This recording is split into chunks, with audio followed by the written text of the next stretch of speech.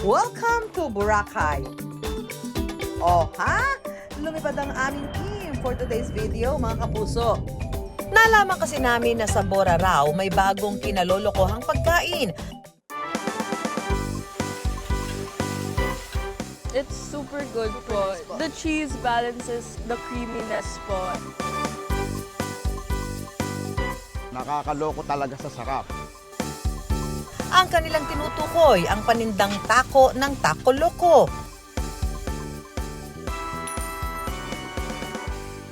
Alauna pa lang ng tanghali, nagsisimula ng dumagsa ang mga bumibili ng taco.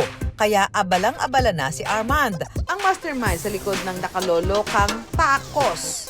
Tara, papakita ko sa inyo kung paano gawin yung tacos namin. Didip niya ron sa pinaka-oil. So yung oil na to is pinapakuluan yung baka, tapos may nakakuha kang mga oil. So ito yung ginagamit namin. So malasa rin siya. After ng oil, lalagay na namin yung beef. So komisari namin, doon na kami nagluluto ng beef, ng chicken. Dadali na lang namin dito, luto na. So i-assemble na lang ni Eugene, na aking sous chef. Sabay lalagyan namin ng salsa na ang laman is tomato and onions na may kasamang lime na. On top, yung cilantro, doon mo nakukuha yung mga parang Mexican kagat. Tapos imbes na mozzarella cheese yung gamit namin, gumamit ako ng cheddar na gawa namin. Mas nag-click naman, mas masarap, basta gustuhan ng tao. So yun ang tumatapos dun sa Mexican beef birria tacos namin. Hep, hep, hep! Bago i-serve, may extra step pang gagawin. Ang bread kailangang tustahin. Meron din silang chicken pesto tacos kung gustong matikman ang Italian version ng isang taco.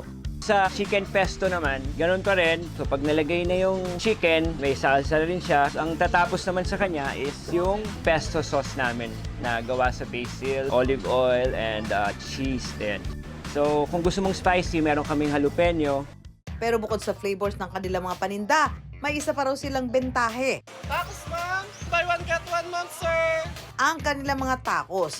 Forever buy one, take one daw sa halaga 280 pesos. Sana all talaga may forever. At hindi lang sa mga Pinoy, mabenta ang takong ito dahil maging ang mga foreigner ay gustong-gusto rin ito. Best tacos, absolutely. Yun yung binabalik-balikan sa amin, yung combination. Pag nag-order sila ng isang box, combination ng isang chicken, isang beef. So, dalawang flavor agad yung nakukuha nila sa isang order. Wala man tayo sa Boracay ngayon, siguraduhin nating aabot doon ang suporta natin kay Armand. Let's go!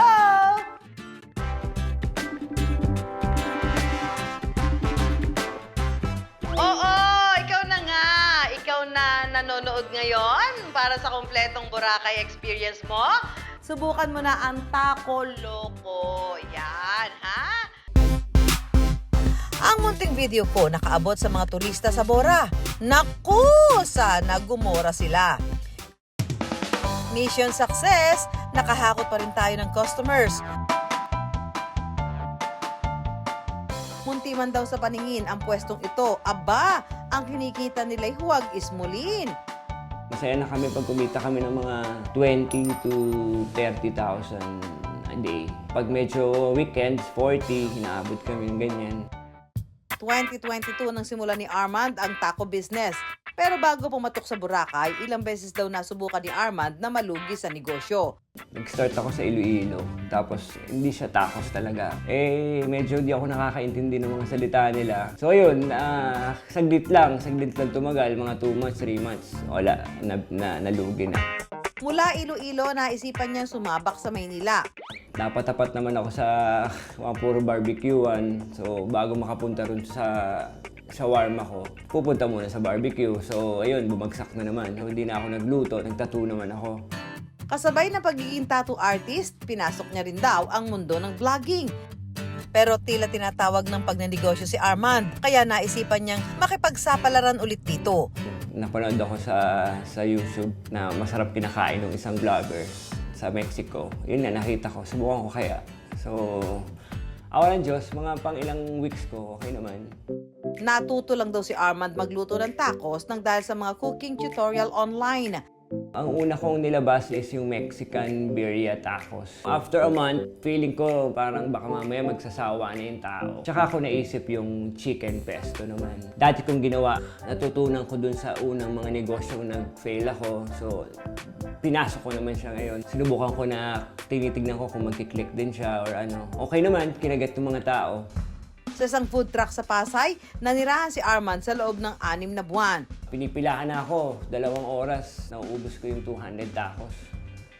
Araw-araw for about 3 months. Pero kalaunan, unti-unti na naman daw itong humina ng dahil sa ulan. So yung mga na-stock mo na baka, nasisira, hindi mo naman ito pwedeng ibenta kinabukasan. So gusto mo lagi fresh eh. Yun ang lagi kong inaano sa tao eh. Kasi pag fresh mo kinain, iba talaga yung experience. So, ang nangyari, nalugi ako 1 buwan. Naghanap ako ng ibang lugar. Sabi ko, hindi pa pwedeng ganito sa negosyo ko, lalo na nasa van ako. Pag konting ulan lang, mawawala na yung tao. So, ginawa ko, naghanap ako ng lugar na kahit umulan, maraming tao. So, napadpad nga ako dito sa Boracay.